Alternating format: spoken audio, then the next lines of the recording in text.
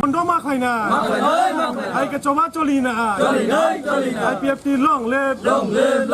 jemon pairing race khaina mane bondoma khaina kari mane bondoma khaina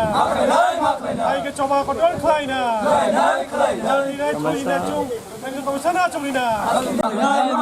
dipura dibulog edisi area kelengkari bondoma khaina engkel commission ma cholina ai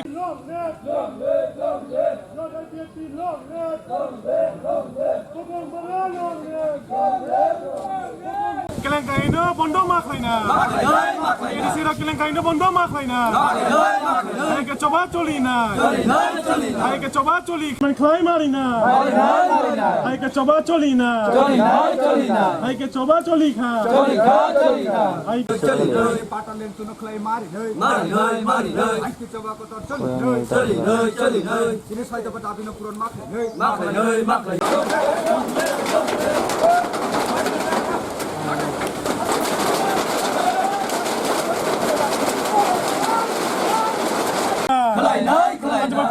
Bondoma khaina ai ke choba cholina IPFT long live Sotofa long live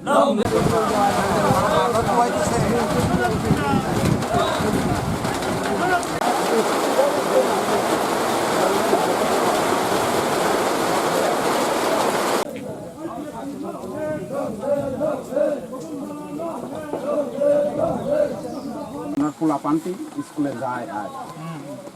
আর অসুবিধা না হোক এর জন্য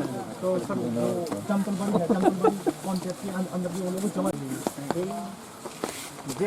পাট্টা land আছে আপনার না এটা পাট্টা land একটু ইস্যু আছে গোলকপুর আর মাইলং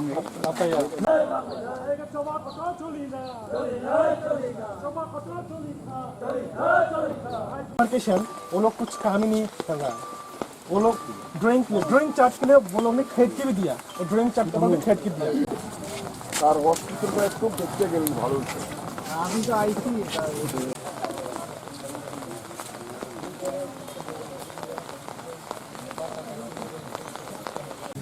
কি সমস্যা আপনারা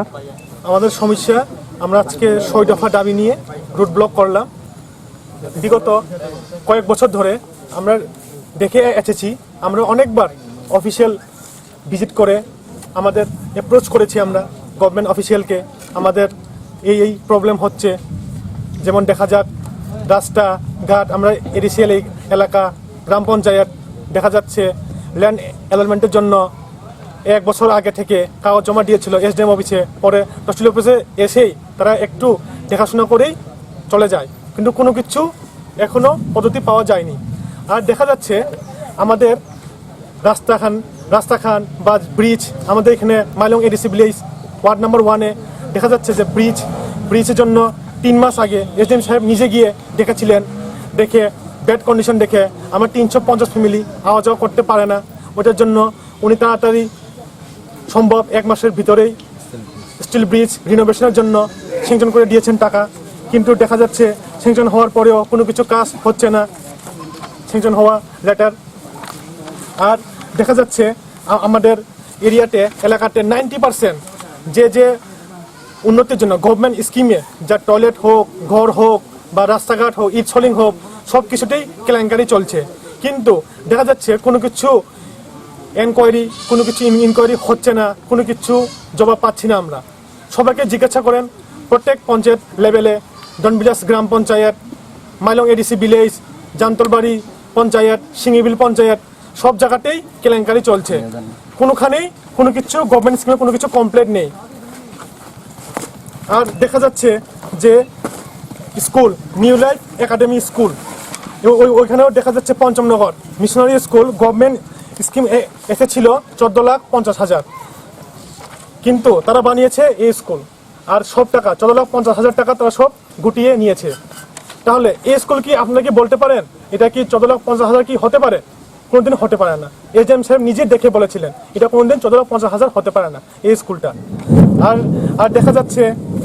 বিভিন্ন জায়গাতে বা তহসিল আছে ভেরিফিকেশন করার পর যখন আমরা অফিসে যাই তখন ওরা বলে যে পেপার নেই, এইসব নেই, ওরা এইসব বলে বলে ওরা 1 বছর কাটিয়ে দিয়েছে, কিন্তু কোনো কিছু কাজ হয়নি। বিভিন্ন রাস্তাঘাট পরে মেইন যে ডিমান্ড আমাদের আরেকটা ডিমান্ড আছে, এটা ফায়ারিং রেঞ্জ। কাঞ্চনপুরে যে ফায়ারিং রেঞ্জ তারা যে করতে যাচ্ছে ওইটার আমরা এগেনস্টে। কেন নাকি দেখা যাচ্ছে আমাদের এডিসি এলাকাতে পার্ক হোক, স্কুল কোনো কিছু নেই, শুধু park, firing range, TSR headquarter. কিন্তু জেনারেল এরিয়াতে দেখা যাচ্ছে কলেজ, ইউনিভার্সিটি, হসপিটাল, বিভিন্ন ধরনের সুযোগ সুবিধা টাউনের লোক পাচ্ছে। কিন্তু আমরা এডিসি এলাকাতে কেন শুধু ফায়ারিং রেঞ্জ, কেন শুধু পার্ক, ন্যাশনাল পার্ক বা